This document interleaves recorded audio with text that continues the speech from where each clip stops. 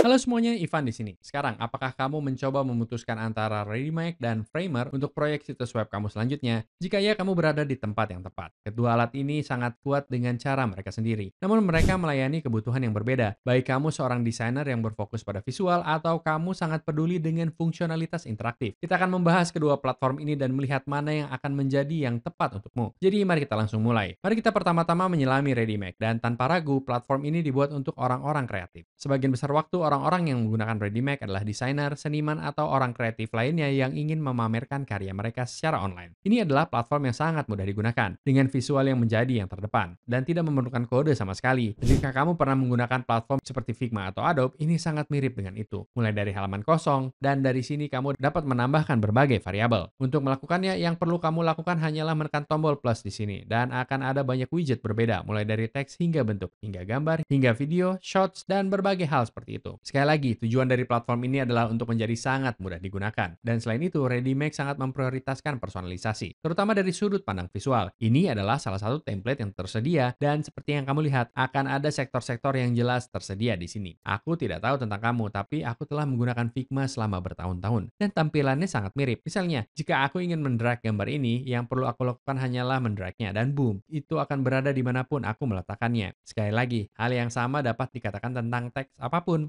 Ukuran bentuk yang berbeda, bukan? Kamu dapat memodifikasi dan sangat mudah digunakan. Seluruh tujuan dari platform ini adalah untuk memungkinkan desainer melakukan hal mereka sendiri tanpa khawatir tentang apapun yang terkait dengan pengkodean. Tetapi jika kamu ingin menambahkan berbagai hal di atas situs web kamu juga dapat mengintegrasikannya ke platform ReadyMake. Hanya dengan mencari di Google, integrasi ReadyMake, akan ada banyak dari mereka yang tersedia, mulai dari Stripe, Shopify, Gumroad untuk e-commerce, hingga Google Analytics untuk upaya pelaporan kamu. Akan ada banyak integrasi di luar sana untuk kamu maksimalkan situs web kamu. Cara aku melihatnya adalah bahwa ReadyMake tidak ingin menjadi yang terbaik di setiap kategori, namun hanya ingin menjadi yang terbaik dari sudut pandang desain dan membiarkan aplikasi lain melakukan hal mereka sendiri. Namun terkadang itu bisa menjadi keterbatasan juga, karena beberapa fitur dinamis atau interaktif itu tidak ada. Misalnya jika kamu sangat peduli dengan berbagai struktur CMS, itu tidak akan ada di platform. Kamu dapat menggali berbagai integrasi untuk melihat apakah itu akan ada di luar sana, tergantung pada apa yang kamu pedulikan. Dalam hal harga, akan ada 4 opsi berbeda, mulai dari pribadi, freelancer, tingkat lanjut, atau tambahan. Sebagian besar dari kamu yang menonton video ini, aku akan memilih paket pribadi. Ini akan memiliki sebagian besar fitur, seperti memungkinkan kamu untuk posting halaman terbatas, hingga 10.000 tampilan per bulan. Satu situs web yang dipublikasikan dengan domain khusus dan berbagai hal mengenai situs web. Namun saat kamu berskala dan kamu ingin menambahkan lebih banyak situs web ke armada kamu, saat itulah masuk akal untuk pergi ke freelancer tingkat lanjut, atau opsi tambahan di sini. Jika kamu ingin mencoba platform ini secara gratis, akan ada link di bawah di deskripsi. Yang perlu kamu lakukan hanyalah menekan tombol gabung di sini. Masukkan nama kamu, alamat email kamu, dan kata sandi. Beritahu platform sedikit tentang siapa kamu, terima syarat dan ketentuan mereka, dan boom, kamu sudah siap untuk memulai. Tapi sekarang, mari kita lanjutkan dan menyelami platform lainnya, Framer, dan melihat apa yang ditawarkannya. Sekarang, aku akan mengatakan sejak awal, jika kamu ingin konten ini di situs web kamu menjadi dinamis atau tidak hanya statis, ini akan menjadi platform yang lebih baik untukmu. Dalam hal desain, ReadyMake pasti mengambil kue. Tetapi jika kamu ingin situs web kamu sedikit lebih berfungsi, Framer akan menjadi pilihan yang lebih baik untukmu. Banyak orang yang menggunakan platform ini adalah startup dan tim kecil hingga menengah yang peduli dengan hal-hal lain daripada situs web yang hanya terlihat bagus. Ini memungkinkan kamu untuk melakukan hal-hal seperti animasi khusus atau bahkan menarik data langsung dari berbagai sumber. Jadi jika kamu memiliki latar belakang teknis, ini akan menjadi sahabat terbaikmu karena kamu dapat menyesuaikannya lebih lanjut melalui kode khusus. Namun jangan khawatir karena ini akan menjadi alat tanpa kode. Seperti yang kamu lihat di layarku, akan ada hal-hal dasar yang kita pedulikan. Akan ada bagian halaman, menu navigasi bukan? Semua hal berbeda yang dapat membantu tata letak situs web kita. Dan selain itu, kita juga dapat menyimpan berbagai hal dalam hal CMS di situs web kita, seperti blog misalnya. Dan itu membuatnya jauh lebih mudah karena itu ada di platform dan semua elemen berbeda yang dimiliki platform, serta media atau formulir, icon, atau berbagai hal interaktif dapat ditambahkan hanya dengan drag and drop. Yang perlu kamu lakukan hanyalah memilihnya, menyeretnya ke situs web kamu, dan boom, itu akan ada di sana. Jadi seperti yang kamu lihat, platform ini akan jauh lebih kuat dari perspektif penggunaan sebenarnya. Ini memiliki banyak opsi berbeda, dan hal-hal baru saja dibangun ke dalam platform seperti struktur CMS yang membuatnya jauh lebih mudah untuk posting semuanya di satu tempat. Dan jika kamu ingin bermain-main dengan berbagai template, gaya, atau bahkan menambahkan kode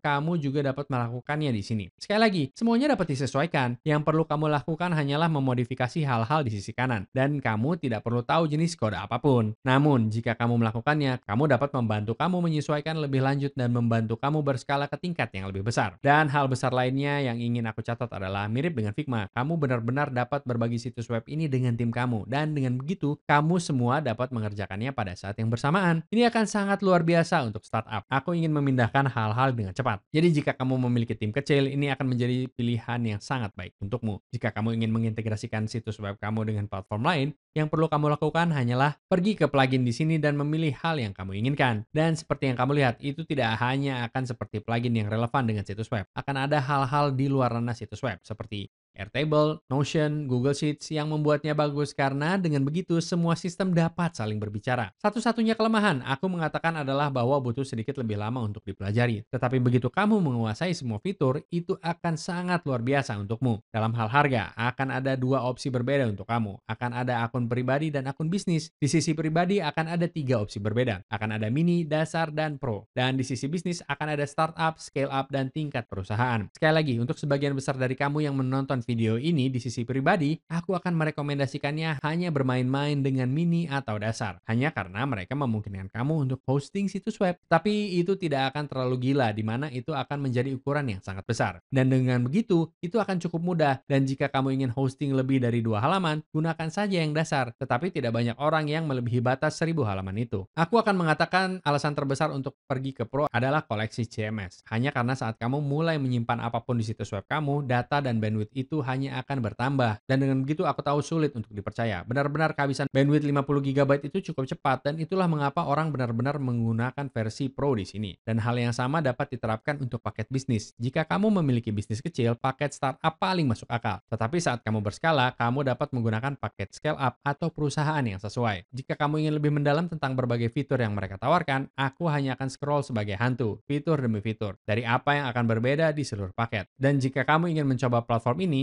yang perlu kamu lakukan hanyalah menekan mulai gratis. Mari kita lanjutkan dengan email. Masukkan email yang ingin kamu gunakan, periksa kotak masuk kita, dan boom, kamu akan siap untuk memulai. Dan itulah perbedaan terbesar antara platform ReadyMac dan Framer. Jika kamu tipe kreatif dan kamu hanya ingin situs web kamu menjadi portfolio dan hanya terlihat bagus, aku akan menggunakan ReadyMac setiap hari. Namun jika kamu membangun bisnis dan kamu menginginkan sesuatu yang sedikit lebih dinamis, cepat, dan responsif, saat itulah Framer masuk akal. Aku akan mengatakan platformnya sama-sama solid. Itu hanya tergantung pada apa yang kamu gunakan untuk itu. Jadi jika kamu ingin mencoba platformnya sepenuhnya gratis, link untuk mereka akan ada di bawah di deskripsi. Dan ingat, jika kamu mendapatkan nilai dari video ini, mohon pastikan untuk memberikan like dan subscribe untuk video lainnya seperti ini. Karena itu sangat membantu mendukung channel ini. Sampai jumpa lagi. Peace.